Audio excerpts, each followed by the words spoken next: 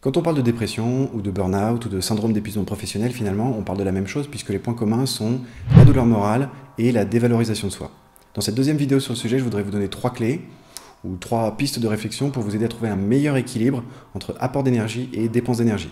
Je parle évidemment d'énergie psychique, d'énergie émotionnelle, car, comme le disait Serge Tisseron, il vaut mieux d'abord remplir son tonneau, parce que comme ça les autres pourront en profiter quand il débordera.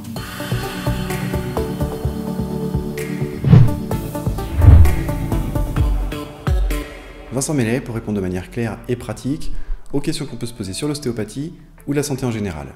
Petite précision, aujourd'hui je ne vais pas parler du traitement de la dépression, parce que déjà ça pourrait faire l'objet d'une autre vidéo, et ensuite je voudrais vous parler d'une anticipation, c'est-à-dire qu'est-ce qu'on peut mettre en œuvre toute sa vie pour éviter peut-être un jour de sombrer, parce qu'on ne se rend pas forcément compte qu'on est en train de s'épuiser moralement. Je parlais dans la vidéo précédente de la notion d'énergie vitale. L'énergie vitale, on va dire que c'est une quantité d'énergie ou une quantité d'investissement émotionnel qu'on va mettre dans une tâche, qu'on va mettre dans un événement, qu'on va mettre dans une relation, dans un couple, etc. etc. Cette quantité d'énergie vitale, elle est sans arrêt renouvelée. C'est la dépense et l'apport. Eh bien, si on schématise, la dépression qui pointe le bout de son nez, eh bien c'est l'énergie vitale qui est en train de s'épuiser. Pour pouvoir remplir son tonneau d'énergie vitale, eh bien, on va considérer qu'il y a 3 axes de réflexion qu'on va mettre sous forme d'activités. La première activité pour pouvoir remplir son tonneau d'énergie vitale, eh bien, c'est évidemment l'activité physique. On ne présente plus l'intérêt de l'activité physique. Je ne vais pas expliquer l'oxygénation des tissus, je ne vais pas expliquer l'intérêt cardiovasculaire, etc., etc. Tout l'aspect physiologique, tout le monde le connaît. Ça ne sert à rien à mes yeux de revenir dessus. Ce dont je voudrais parler, c'est le lien entre activité physique et plaisir. S'il y a du plaisir pendant l'activité physique ou le sport, alors, premièrement, ça élimine la notion de contrainte. Ce n'est plus « il faut absolument faire du sport, c'est bon pour toi », etc. Et la deuxième chose, ça correspond à s'octroyer du temps pour soi dans une démarche de plaisir physique, de dépassement de soi et d'accomplissement de soi. Le deuxième type d'activité que je suggère, c'est l'activité de création, l'activité artistique. À mes yeux, on peut trouver de l'art à peu près partout, mais le problème, c'est qu'à chaque fois que je suggère à quelqu'un d'avoir une activité de création, eh bien, la réponse est souvent la même, c'est « je n'ai pas de talent et je ne vois pas pourquoi je m'embêterais à aller essayer de chanter, essayer de faire de la poterie, faire de la pâte à sel, faire de la peinture, de la photo ou autre, alors que je n'ai pas de talent ». Bon, eh bien, on est déjà dans un processus de dévalorisation avant même d'avoir essayé. Et en plus, on met le curseur au mauvais endroit. Parce que l'objectif, ce n'est pas d'ouvrir une boutique de bombers, ce n'est pas de faire une exposition Place Vendôme ou d'avoir une photo publiée dans le National Geographic.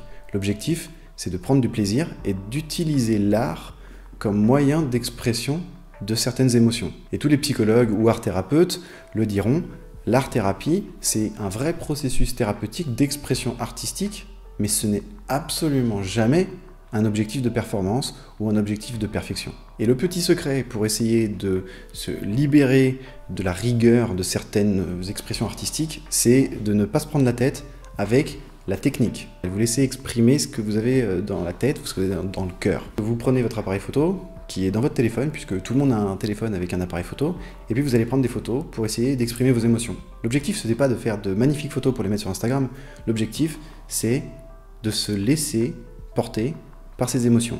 On peut aussi acheter 10 kg de terre glaise et puis sculpter ce qui nous passe par la tête ou prendre un crayon et un papier et puis essayer de dessiner ce qu'on a en face des yeux. C'est aussi ça, s'octroyer du temps pour soi, pour laisser sortir des frustrations, des envies, des désirs à travers l'art, sans penser à est-ce que je suis bon, est-ce que je suis pas bon, est-ce que j'y arrive, est-ce que j'y arrive pas, qu'est-ce qu'on va dire de moi, qu'est-ce qu'on va pas dire de moi.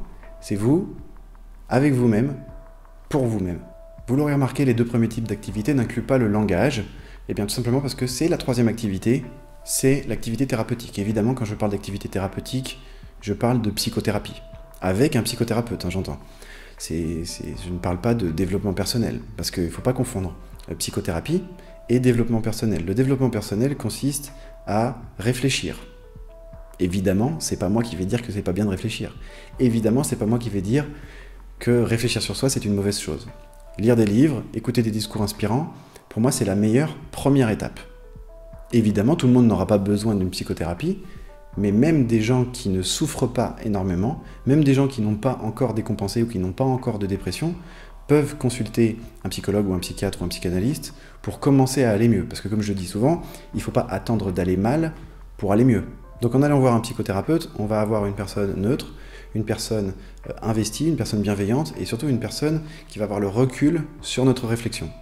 Et ça va être très intéressant pour travailler en amont sur ces mécanismes de défense, sur ces angoisses, sur ses peurs, sur ses désirs, sur ses envies, etc. Les mécanismes de défense ou les mécanismes d'économie d'énergie ont tendance à être vraiment enracinés et on ne se rend pas forcément compte, on n'a pas forcément conscience de est-ce que ce sont des mécanismes qui m'aident ou est-ce que ce sont des mécanismes qui me bloquent.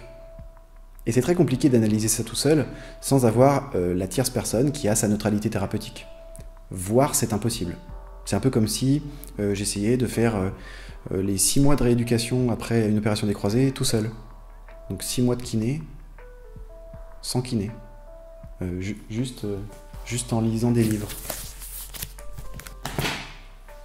J'ai pas dit que c'était pas bien de lire des livres. En conclusion, ces 3 domaines qui parfois se chevauchent, qui parfois ne nécessitent pas de les travailler en même temps, évidemment. J'espère que ça vous a intéressé et que ça a un petit peu attisé votre curiosité, parce que ce sont des domaines qui, à mes yeux, méritent d'être explorés pour pouvoir remplir son tonneau seul, parce qu'on vit seul avec ses émotions, on vit seul avec ses craintes, avec ses peurs, avec ses envies. Ce ne sont pas les autres qui vont remplir votre tonneau. Je vous attends sur Facebook, évidemment sur Instagram et ici sur YouTube. N'oubliez pas de vous abonner. Et en attendant la prochaine vidéo, prenez bien soin de vous.